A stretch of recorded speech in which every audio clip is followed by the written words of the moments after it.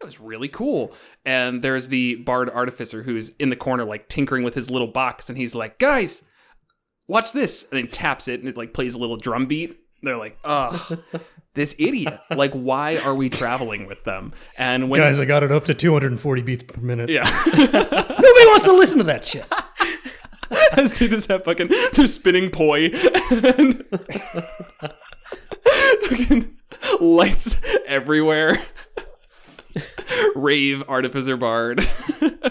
Welcome to Monsters Multiclass, your Dungeons & Dragons fix. I'm Kevin Odie. I'm Jared Bornigal.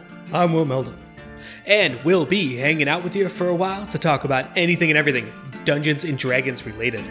On this episode, we are taking a look at the Artificer Bard Multiclass. Music and tech, and I'm stepping on your toes here at this point, Jared. So yeah, let's just dive into it. Yeah, it's been a while since we've talked about a multi-class, so I'm excited. So the Artificer is a half-caster, uses intelligence as its main stat. They are tinkerers. They are the geniuses of the party, even if it's not specifically focused on the arcane. It's more of the practical effects. So a couple subclasses, Armorer, Battlesmith, and Alchemist, which sucks. Don't touch that. And I'm missing one. Artillerist. There we go. I'm not going to list off all of the Bard subclasses because there's a whole bunch, but Bards, you know them. They are the charismatic entertainers, the spies, maybe, sometimes. And I don't really know how to classify Valor Bards beyond just performers, sword performers, and College of Swords. So, what do we think about this multiclass? First thoughts, let's hear them from Will, who said beforehand that he hates this is stupid, and it's his least favorite multiclass, which he says before every episode, even when we're not doing a multiclass. All right, I won't even say it this time. But yeah, we got a mismatch. We get a lot of mismatches. Some of them are okay, and some of them are not. I think int charisma mismatch is a particularly unfortunate one. Not that it really matters, but I also think that the flavor is going to be interesting to say the least.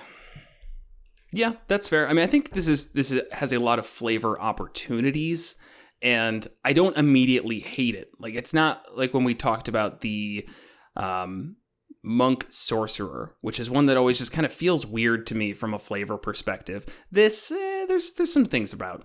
But Kevin, what do you think? So I really want to like this one because of the flavor. I think you can make a really cool character where, like, a performer, and they're using their artificer skills to make these elaborate, cool musical instruments and crazy pyrotechnic stage shows and crap like that. I think that could all be really cool. Kind of like, combination of the two. But I think it has way too much working against it. Both intelligence and charisma needing to be at least 13, and then they're both relying on it. And it's both classes rely on it beyond just spellcasting. So you can't go the old route of like, oh, just only put intelligence to 13 and then forget about it, and any artificer spells don't rely on it. Because artificers have a ton of stuff that relies on intelligence. Each subclass does, like the Battlesmith, you could use intelligence for melee attacks. The Alchemist adds intelligence to damage and things like that. There's some things related, I think, in your infusions to it. The number of spells you prepare rely on intelligence. Like, it comes up a lot. And then the Bard, so they don't have preparation spells, but their number of Bardic Inspiration relies on charisma. And then there's a bunch of different subclasses that have stuff where it relies on their charisma. You can't just get away from it. That's fair. One point of clarification, I don't believe that infusions rely on intelligence beyond if there's a saving throw associated with the infusion, or if you die, then it lasts for like a certain amount of hours equal to your intelligence modifier, and that doesn't particularly matter. No, sure. But otherwise, you're totally spot on. Yeah, 100%. Like Flash of Genius relies on intelligence. Spell storing item, I think, relies on intelligence. Right. Yeah, it just keeps going on and on and on. It's really, really hard to just put that at 13 and leave it. And then same with charisma for bards. So here is my counterpoint to that.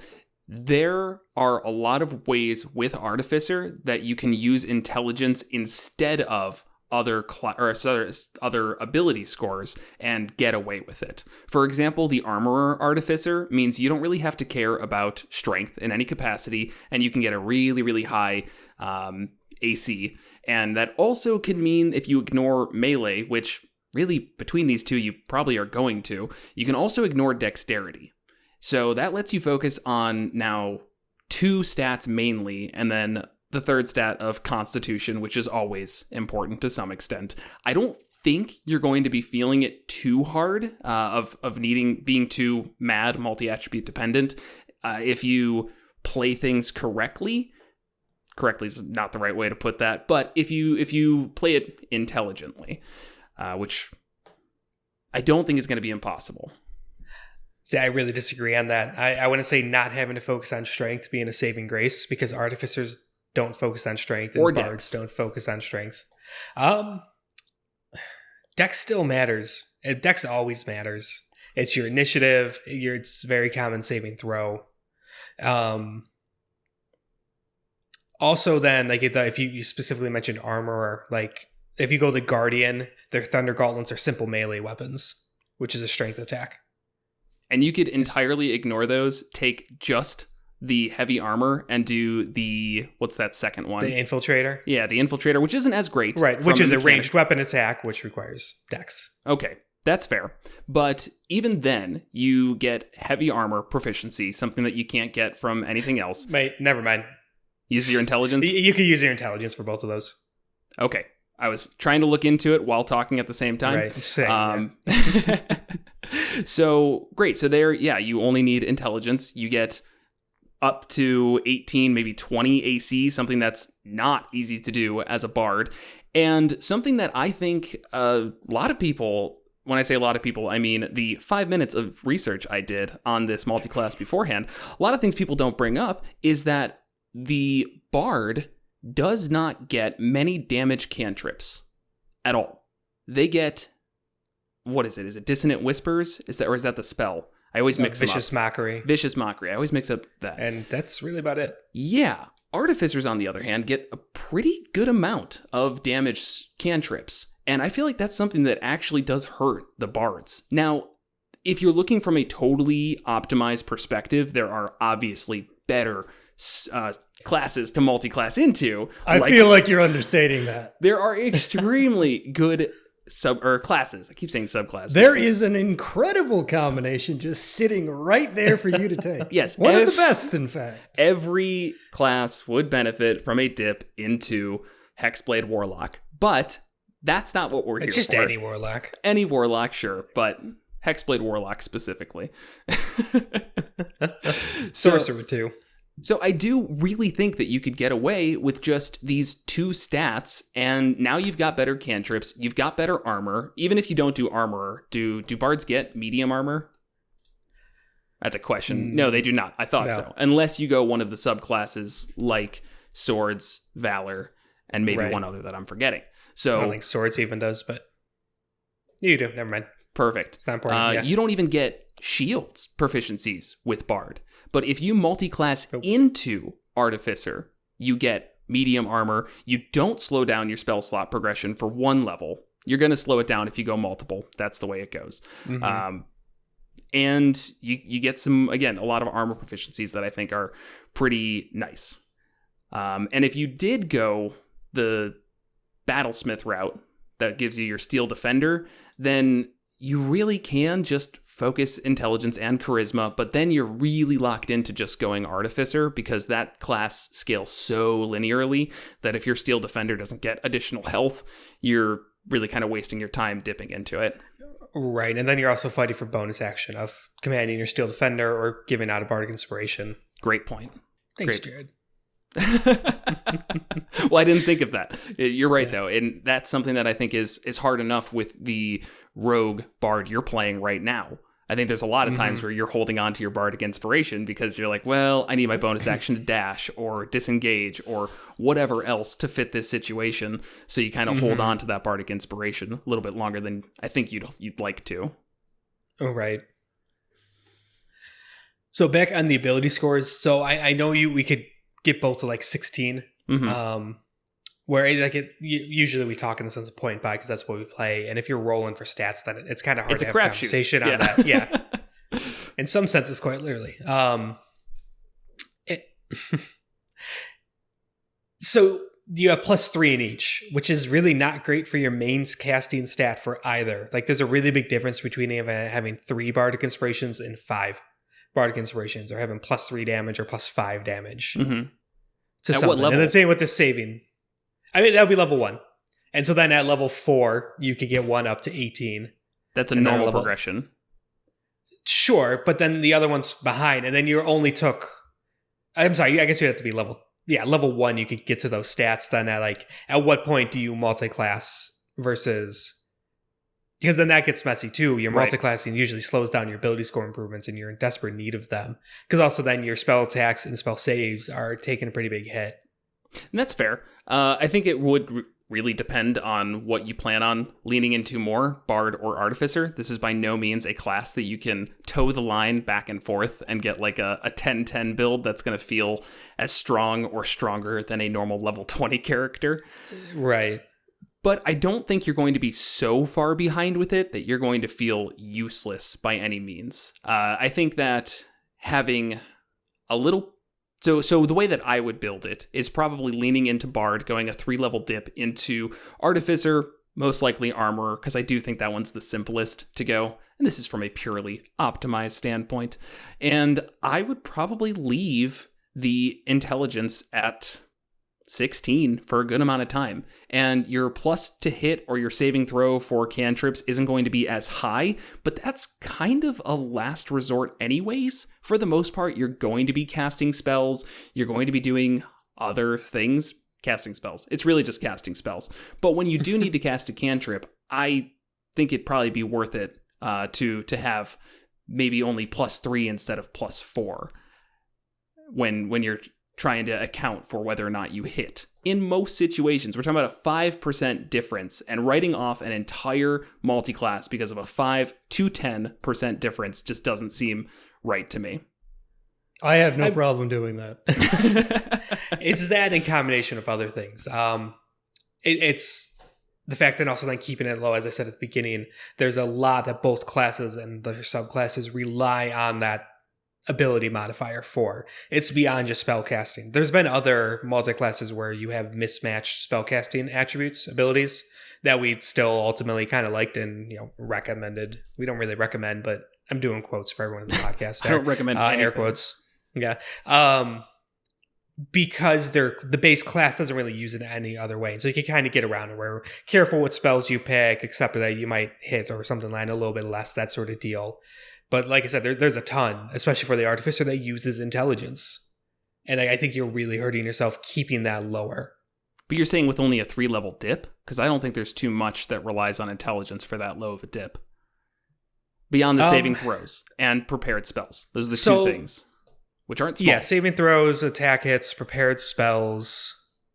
Yeah, and then most of the 3rd level abilities you get for whatever subclass you take, it uses it as well. So one of the big things to add to the power of, you mentioned going the Armorer, is the ability to use intelligence in place of strength or dex. That's factored into what you get. And so you just probably wouldn't be using that. Don't you have that same issue with dexterity when you're relying on that? Because usually you can't get it much higher than 16 unless you want to ignore charisma for a little while. I feel like bards don't normally have plus 18 or 20 for dex until later levels. Right, and their main thing is usually not hitting things with swords. Or, their main thing is usually casting spells. So if you go Armorer, you're delaying your bard levels by 3 levels, delaying some other ability being higher because you've got intelligence to 13, to then get the ability to replace dex or strength with intelligence, which probably isn't worth it for you, and then the ability to punch things better or shoot things with lightning, do a ranged attack more frequently, which is all cool and stuff. If that's just cool for you and it's the way you want to do it, it's fine. But we're talking optimization. It just doesn't seem worth it. You're really delaying bard levels for armor, basically. Sure. That's heavy fair. Armor. So I will 100% get on the team of, if you are looking for a great bard and the most powerful character, this is more of a hindrance than it is helping. I think that is totally fair to say. I will die on the hill that if you wanted to do this, I don't think it would be so horrible that you're like, wow, I totally screwed up my character and now it's not fun to play. So just making sure we're arguing from the same perspective on this. Sure. I do agree. I agree. It's not as good. And going straight bard and finding other ways to increase your armor class are probably a better way to handle it. Right. But I am still interested by the fact that you at least get cantrips from this. And I always think it sucks playing a bard and not getting any cantrips. That's like the one thing that hurts me every time. Yeah, Artificers do have access to a lot of cantrips. Unfortunately, they would only have 2 known at first level, or it's 3 known at third. So I guess you get 1 extra. But sure. I don't know how many you need. Yeah. Infusions, though, are great. It's always really great to just have, for somebody in the party, have access to infusions. You know, if you only go 3 levels, it's not going to go up. But yeah, as you said, that's not hindered by low intelligence or anything. Mm-hmm. So that's a good option. That's always a boon to yourself or the party. Right. No complaints there. Yeah, and most of them are pretty straight. If you want to go for the straightforward ones, they're just good. Yeah, +1 weapon, +1 armor. Even if you're not giving it to yourself, somebody in your party is going to find use from it. Right. And at third level, you will have 4 known, and you could use 2 of them at a time. Right. You can switch them out on long rests. So little flexibility there. One thing that we didn't talk about yet that's make this very annoying to play, if you're doing this rules as written, is spellcasting. So Artificers, rules as written, have to cast their spells through the Artificer spellcasting focus, which must be Tinkerer's Tools or Thieves' Tools. Bards cannot use Tinkerer's Tools or Thieves' Tools for their spellcasting focus. So usually you could get away around this with 2 different spellcasters or different spellcasting focuses of just saying, I just use a component pouch because it's universal and it's just it's pretty much the hand wave option in the player handbook of you generally have the components you need. You don't need to worry about that unless you want to role play it out, and that's that because it works for both.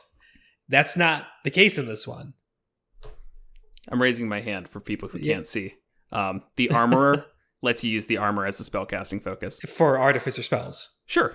So you don't have to hold it, and then you just hold your guitar or whatever you use for the bard one. There's no fighting between those two.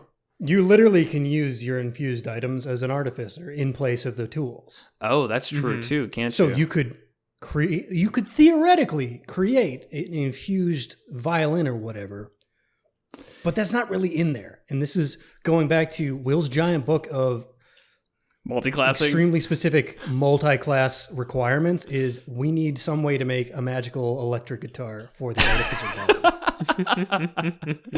Yeah, that's fair. Is there a infusion? There are 2 items. There's 6th level and 14th level Pipes of Haunting and Horn of Blasting, which I would say fall into that category.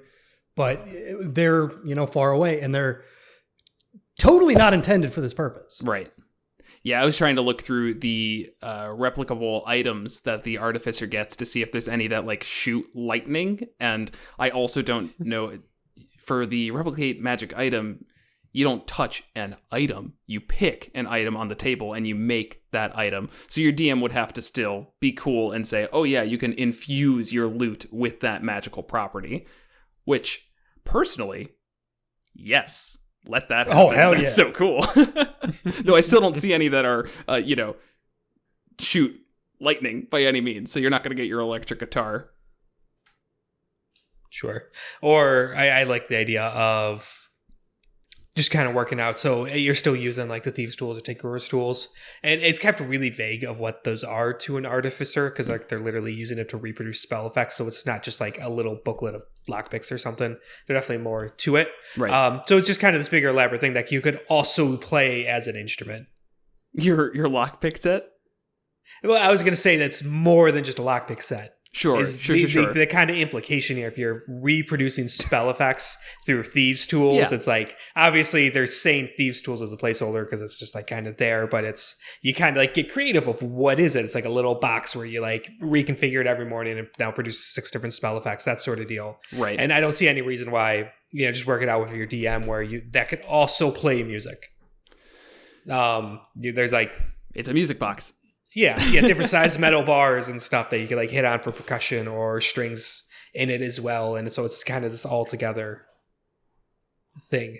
I see it. Raw, it's unless you go armor, I guess. Sure, it's a little alternatively, it's limiting, and this is going to be great for your in-character play. You can just buy a mouth harp and say this is also a lockpick. They're kind of similar in aesthetic, and you can play it at the table all the time. Do you own a mouth harp? You seem like that type of person. It's a dream of mine that maybe I'll one day be able to fulfill. I'm buying you. I've got 2 things on my gifts if I ever buy Wilt gifts. It's Heelys and a mouth harp, and I will not explain the Heelys. The Heelys are actually hard because they're out of production. And I have big feet. And they don't make them for adults, really.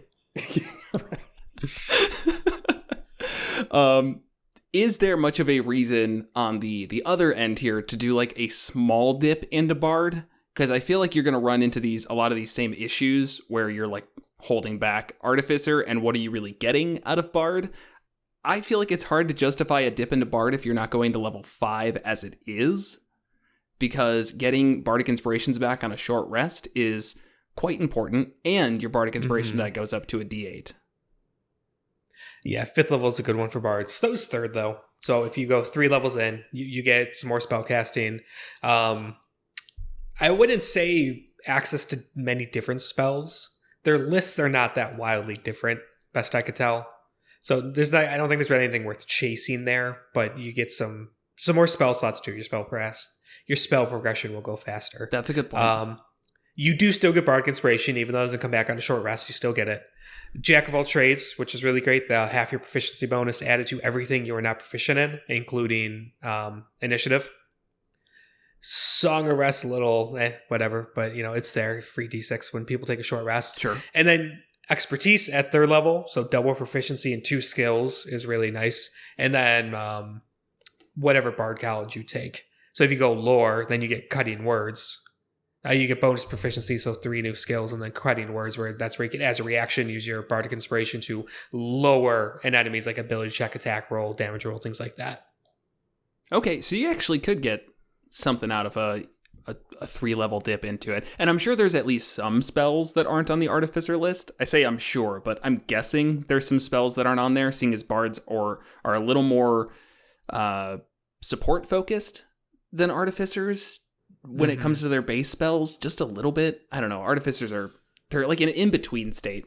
But I am thinking that with this new College of Spirits Bard, though mechanically this would be awful, that's kind of like it'd be like Danny Phantom's parents, which is bringing it back to Danny Phantom. That's a callback from a while ago.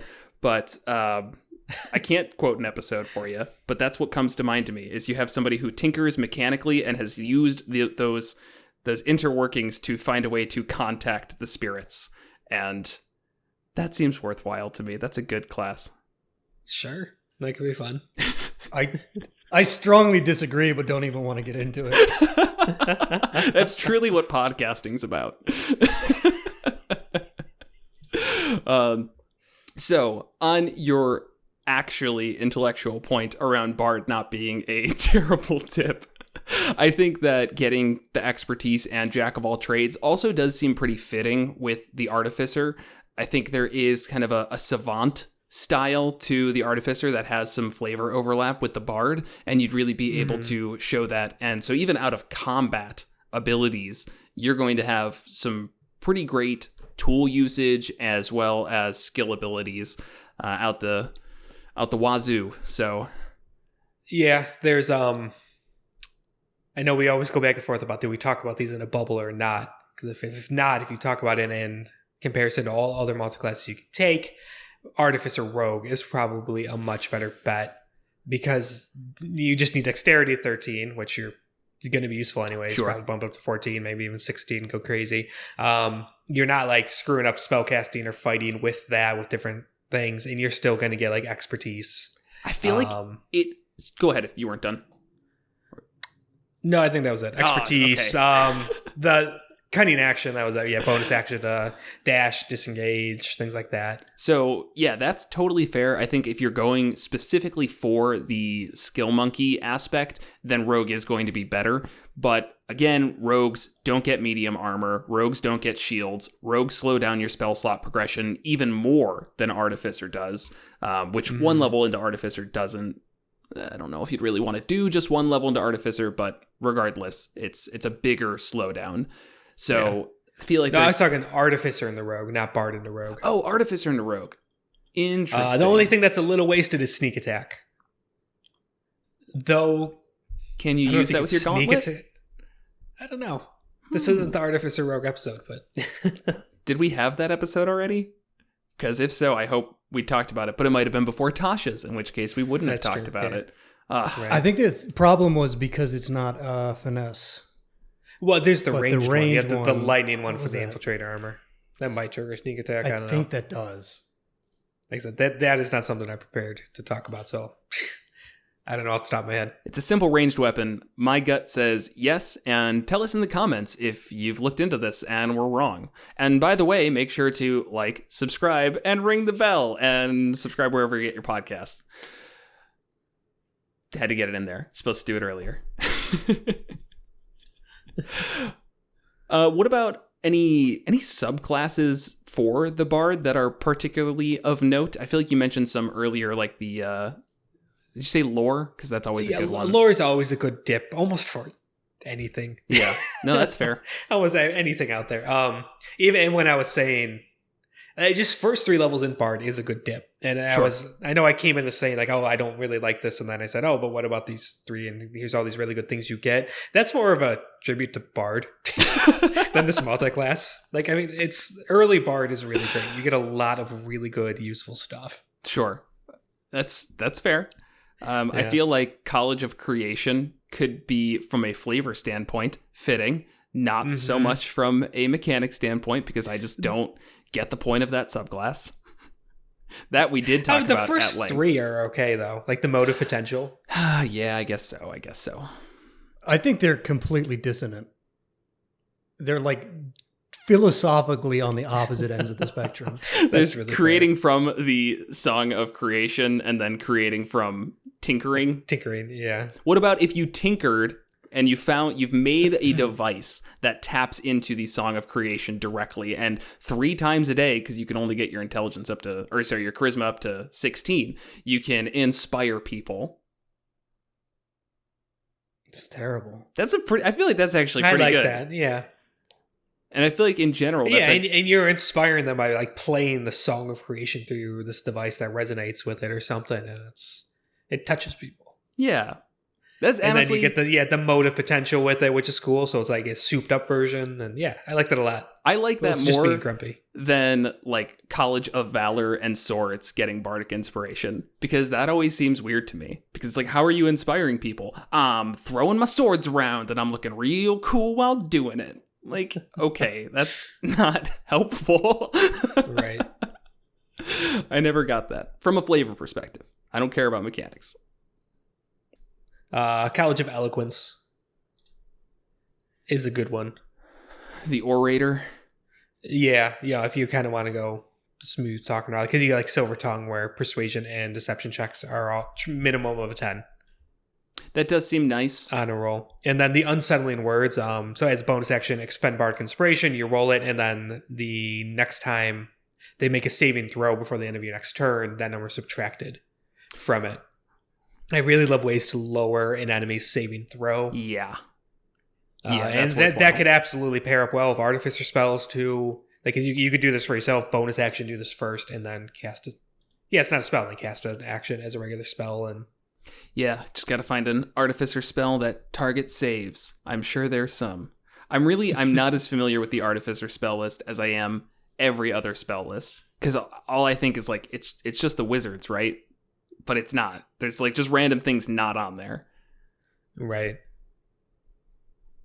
and it's a half caster, so you spend all of your time at levels like second and third level spells, which aren't that exciting.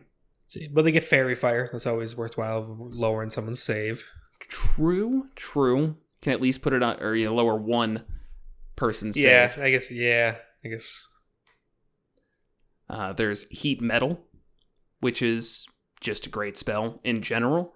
But if they're trying to make a save on it, lower that. It doesn't happen when you cast it, though, which could make it a little weird. Yeah. That does end your next turn. Actually, as I'm looking through, they don't have a not lot much. of spells that target saves. That's kind of interesting. Revelations we shouldn't be having while recording the podcast, but... Yeah. Well, I didn't think to look to that specific thing. Yeah. Yeah, there's very little. Big B's hand, I think. Which is 5th level, right? Yeah. Okay, so you're not getting that. Right. I had Catapult. 17th. Yeah. Which is the best spell in the game. That targets a save. Oh, it's a dex save, isn't it? Yeah. And then, of course, there's like some cantrips, but I don't think that's worth using on cantrips. No, I don't think so either. Yeah. Okay, so it's not really... The College of Eloquence is not really going to help your Artificer spells. Yeah. It's still good to have, but that's like separate of the multiclass. You could like team it up with other members of the party and things like that, but...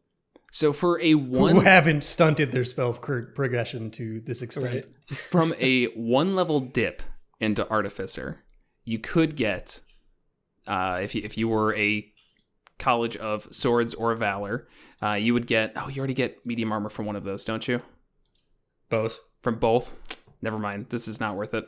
I was going to say you could get shield proficiency and medium armor proficiency and a cantrip like Booming Blade from a 1-level dip, which there's probably feats that might rival that, but never mind. Not worth it.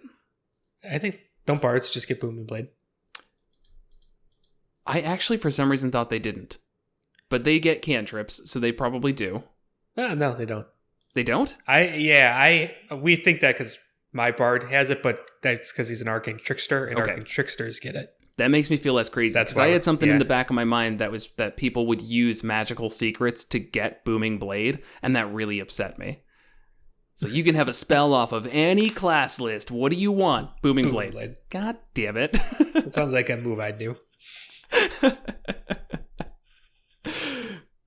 So that's a way to get the Dissonant Whispers combo, which is you Booming Blade and then Dissonant Whispers to get them to run away, which doesn't trigger Booming Blade, rules as written, but then they are far away and they'd have to move to get close to you, triggering Booming Blade. So 1-level dip, again, probably not the best way to take it. You mentioned, well, we've talked about the Bard Rogue multiclass a million times separately from the Bard Rogue episode.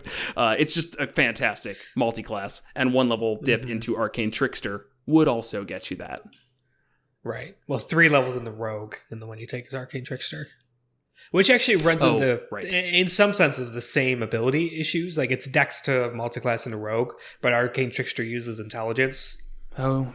But when... I'm making that work very well, obviously, but it's an Arcane Trickster. It doesn't rely on Intelligence for much else other than a couple spells, and I just picked around it. Yeah, you intentionally chose spells that had no use of Intelligence. Because I have 8 Intelligence.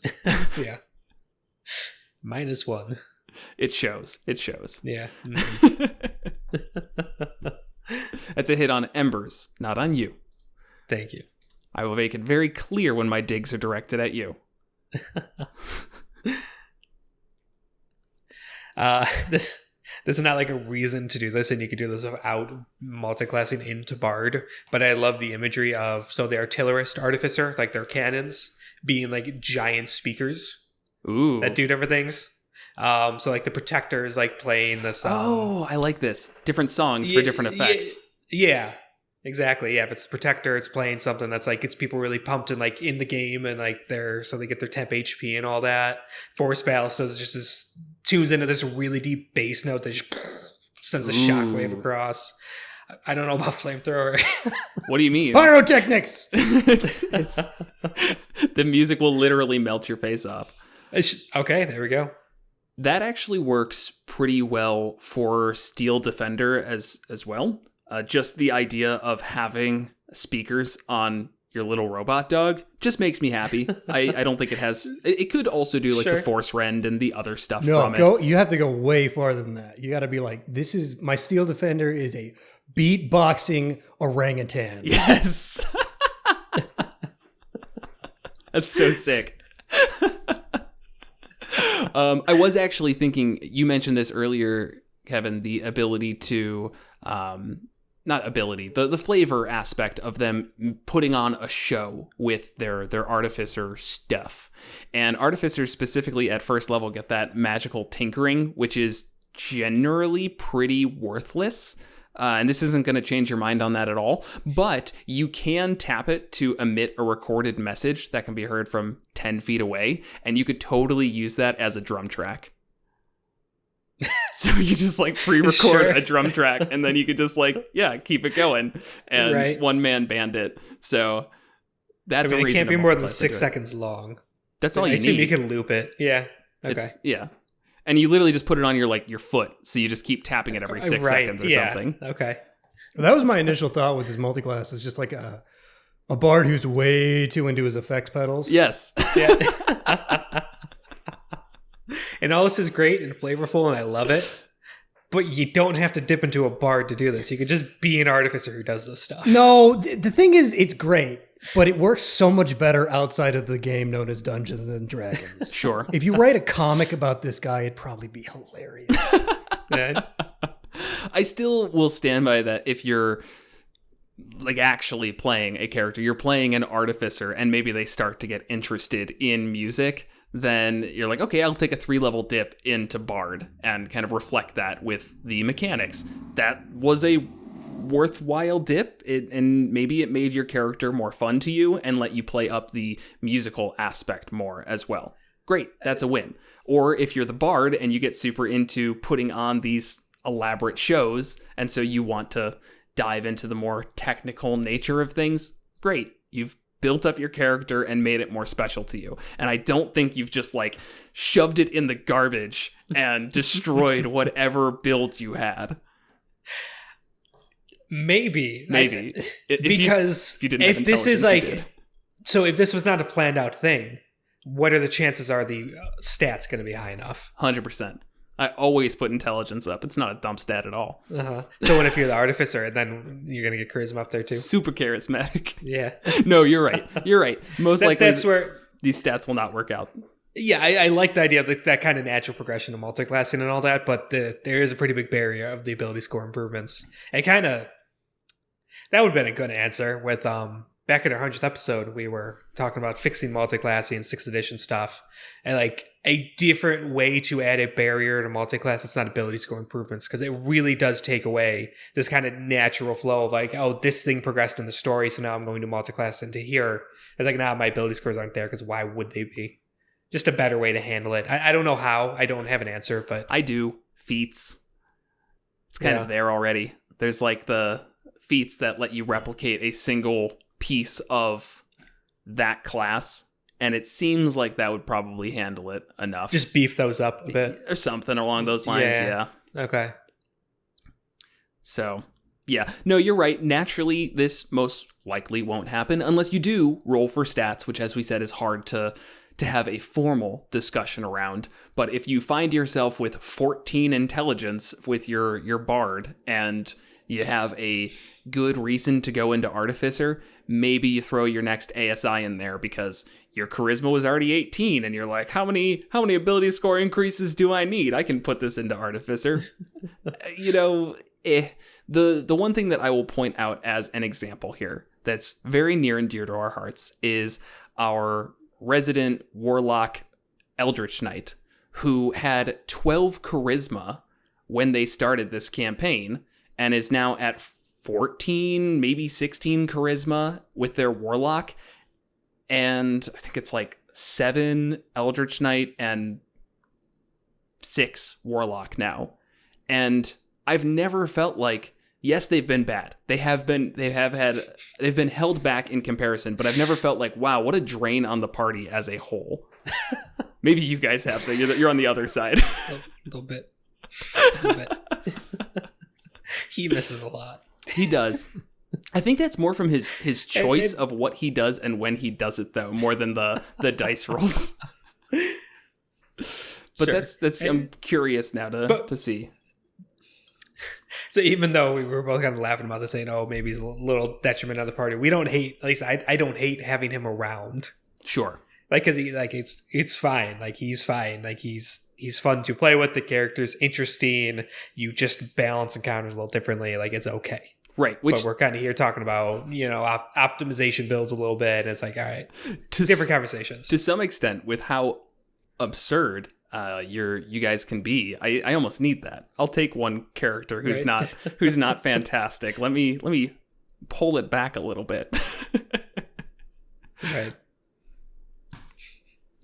My opinion of optimized characters is literally probably the opposite of 90% of the people who listen to D&D podcasts, in that I do not care at all.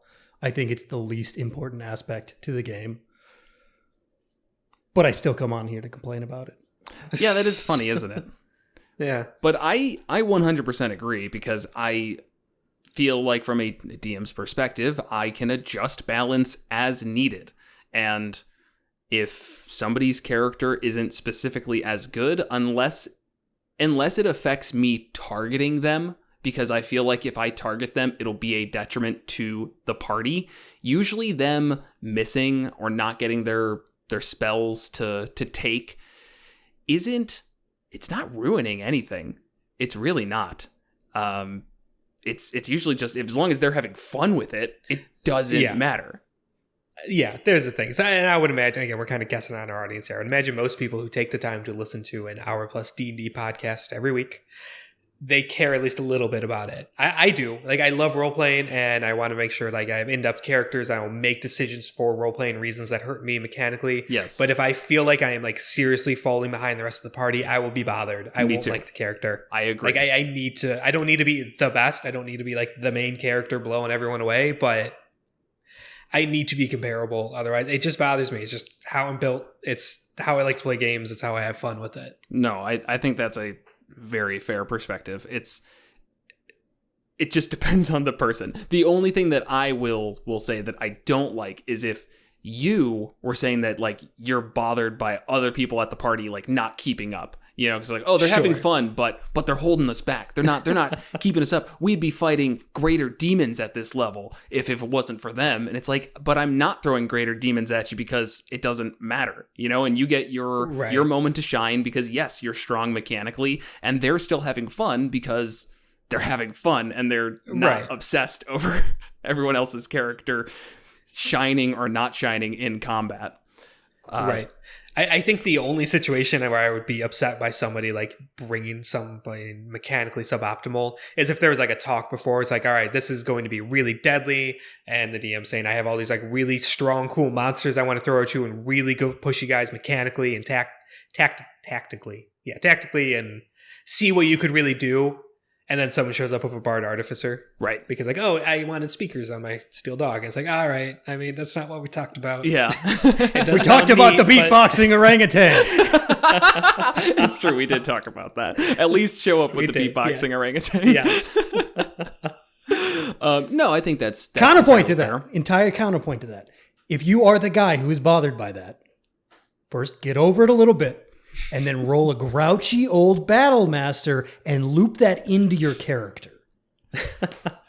If you know beforehand, sure. But if you just show up day one and they're like, hey, I made this garbage character, maybe I think to me, it still becomes part of the roleplay. And it's impossible for it not to become part of the roleplay, where it becomes the elephant in the room. Where all of these people are together and they just go, hey, we're really freaking strong. That was pretty awesome what you did in that last fight. Remember when you ripped off the giant's head and threw it at his goblin companion? That was really cool. And there's the Bard Artificer who's in the corner tinkering with his little box, and he's like, guys, watch this. And then taps it and it plays a little drum beat. They're like, oh, this idiot. Why are we traveling with them? And when guys, I got it up to 240 beats per minute. Yeah. Nobody wants to listen to that shit. As they just have they're spinning poi and fucking lights everywhere. Rave, Artificer, Bard.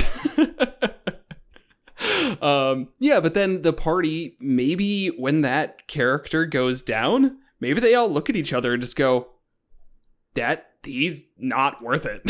Like, they're literally not worth it. Or maybe they learn that they are worth it because friendship and yada, yada, yada. But the point is as long as, to me, the person there who is the less optimized and the anchor of this party is like happy to go along with that and to kind of play the heel, then that's a good dynamic too. Like, you can always pull a good dynamic out of it as long as everybody is upfront about it. When there's like, when those conversations aren't happening in character and they're happening away from the table and everyone goes, why does Greg keep showing up with these garbage characters and expecting us to facilitate him and revive him and drink all the potions and whatever? Yeah, okay, it's a problem. Oh, right. Yeah, and one more point on it about you could always rebalance encounters around it. There does get a point where you can't. Like, if they're so bad where they're just like, everyone else is at this power level and you could throw these challenge rating 10 monsters, but challenge rating 10 monsters is going to one-shot this person who took a level in every single class. You know, it's like, okay, it is getting a little problematic at that point. Sure. That's an extreme example, but we did have, when you were all level 10, I don't remember the levels that we threw out there, but we had a character in our game who was severely underleveled, and I felt like everybody agreed to it. I think I asked you guys beforehand. I hope I did. And it became part of the narrative that, hey, we need to protect them because they're much weaker than us. And that's true. I think kind of helped again, it was part of the dynamic. It wasn't meant as a detriment to the party beyond the challenge I was already giving you from putting demons and whatever else at you. Right. There's also a light at the end of that tunnel, though, because the progression is linear. We can see it. We've all gone through it. Once you've taken your like third different multi-class, it's just like you're going down the wrong path. Yeah. Dark place. Yeah, no, that's fair. That's fair. So that could be a justification for people who are taking the multi-classes, maybe not a 3 or 4 dip multi-class, but the multi-class that doesn't come online until 9th level, where you like kind of make that, again, as part of the dynamic. Like, hey guys, I'm going to struggle a little bit until I get to this point, but I want that to be part of my character. So don't be afraid to like call that out in game or whatever. I think it'll make things better. Mm-hmm. I want to play some D&D. Right. I'm tired of talking about it. 2 days. We're recording at night, so like it's not the weekend where I'm used to not playing D&D. This is like D&D hours. Right. All right. I have only one more thing to add, and that is that you all should check out our affiliates, Bard. No, I have an actual real thing. Oh. Well, okay, it's still somewhat of a joke, but the portmanteau. Yeah, way early on, we declared that we're going to come up with a terrible like portmanteau, a combination of the different classes for every multi-class we do. Just like our most famous, the one we like the best is the Polurderer. So instead of like doing source it in, they're the Polurderer. And then we gave up on that like 2 months into it. Not all and of them haven't are talked fun. about it for 2 years. Yeah, but I can't have a good one for Artificer Bard. The Artifard. That's pretty fucking bad, man. Yeah, I know, right? It's terrible. I know Bartificer's right there on the table, but again, that's too easy. So, the Artifard. No, you have to add the sorcerer level, so you're the Artifarder. The Bardifard? I get, yeah. I mean, you're double dipping on Bard there. The ARD. That's true. Yeah, I feel like that like goes against the spirit of the rules we didn't make for this, but like, how do you mash up the words? I just steal one letter from one of the words. Does that go into our big multi-classing book? Is how to properly make a portmanteau of these multi-class names? 97 pages of formal logic. Because once you get to like 3, it can get really confusing what you call it. But you got to think of a name, like the Fight Arterer. That's a fighter, artificer, sorcerer. Fight Arterer. Yeah, this is stupid. Yeah. This is why we stopped doing it. I know. I was sitting here trying to think of like another good one. I'm completely blanking. You just have to. Artificer just came to me. Yeah, just pick 3 classes and then just let your mind wander. You just speak. Right, let's look at the list of classes. Oh my god, you're doing it. Roguelord. Which is Roguelord. This is why we stopped this. Rogue Warlock with Wizard. The fabled 14th class, the lizard. At level 1, its tongue can lick its eye.